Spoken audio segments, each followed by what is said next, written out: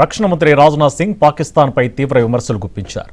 Bharat innovation, స్టార్టప్లు, space మిషన్ల వైపు అడుగులు వేస్తుంటే పాకిస్తాన్ మాత్రం చొరబాటుదారులను వెతుక్కుంటోందని ఎద్దేవా చేశారు. ఈ దేశంలో చర్చలంటూ జరిగితే అది పీఓకే కోసమే తప్ప మరే విషయంలోనూ జరగబోవని స్పష్టం చేశారు.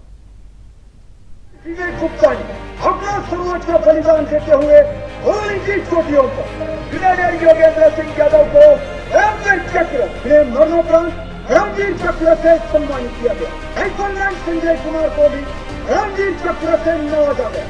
ऑपरेशन विजय कैप्टन मनोज कुमार पांडे ने अद्भुत लीडरशिप का उदाहरण दिया।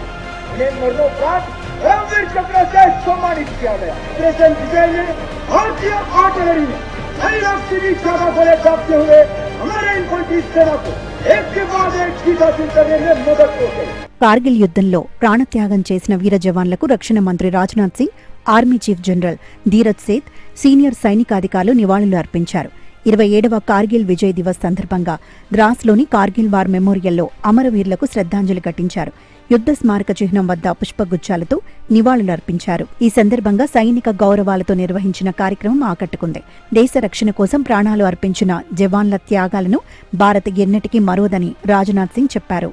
सर्वप्रथम मैं कारगिल दिवस के अवसर पर भारत माता के उन जाबाज सपूतों को नमन करता हूं जो मातृभूमि की रक्षा के लिए अपने प्राणों की आहुत देने में पीछे नहीं हटे। मैं ऑपरेशन विजय की सफलता के 26 वर्ष पूरे होने पर समस्त देशवासियों को भी हार्दिक बधाई देता हूं। साथियों, कारगिल भारत माता के मुकुट में जुड़े हुए किसी हीरे के समान है और आज द्रास में कारगिल की इस वीर भूमि पर आप सभी सैनिकों के बीच उपस्थित होकर मैं जिस गर्व की अनुभूति कर रहा हूं उसे मैं शब्दों में बयां नहीं कर सकता हूं। साथियों, जो तिरंगा आज इस मेमोरियल पर इतनी शान के साथ लहरा रहा है, इसकी आन बान और शान की एक बहुत बड़ी कीमत है। పాకిస్తాన్ ఉగ్రవాదాన్ని తమ దేశ విధానంలో ఒక భాగంగా మార్చుకుందని రాజ్నాథ్ సింగ్ విమర్శించారు. ఉగ్రవాదులను అడ్డుపెట్టుకుని భారత్ను బెదిరించడానికి ప్రయత్నిస్తే ఏమవుతుందో ఆపరేషన్ సింధూర్ సమయంలో ప్రపంచమంతా చూసిందన్నారు. పాక్ చేసే ఏ దుస్సాహస చర్యకైనా వారి ఊహకందని రీతిలో మన సైన్యం ప్రతిస్పందిస్తుందని రాజ్నాథ్ సింగ్ హెచ్చరించారు. ऑपरेशन सिंदूर ने यह साफ कर दिया है कि भारत को आतंकवाद के सहारे डराने का सपना देखने वालों का अब अंजाम क्या होगा। भारत पाकिस्तान के हर मिस एडवेंचर का जवाब उसकी कल्पना से कहीं अधिक कठोर तरीके से देने की क्षमता रखता है और मैं इस मंच से यह साफ संदेश देना चाहता हूं कि भारत की संप्रभुता की ओर बढ़ने वाला हर नापाक कदम का यही अंजाम होगा।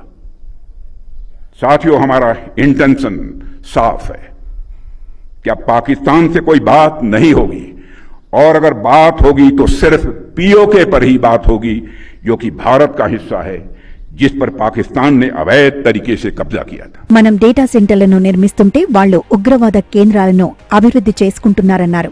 పీఓకేను పాక్ అక్రమంగా ఆక్రమించుకుందని మండిపడ్డారు. ఉరి సెక్టార్ దాడి తర్వాత జరిపిన సర్జికల్ స్ట్రైక్స్, పుల్వామా తర్వాత వైమానిక దాడులు, పహల్గాం దాడుల అనంతరం ఆపరేషన్ సింధూర్, ఇలా ఉగ్రవాద చర్యలపై భారత్ తీవ్రంగా స్పందించిందని గుర్తు చేశారు. 1999లో కార్గిల్ యుద్ధంలో దేశం సాధించిన విజయాన్ని భారతమాత కిరీటంలో పొదిగిన వజ్రంగా అభివర్ణించారు.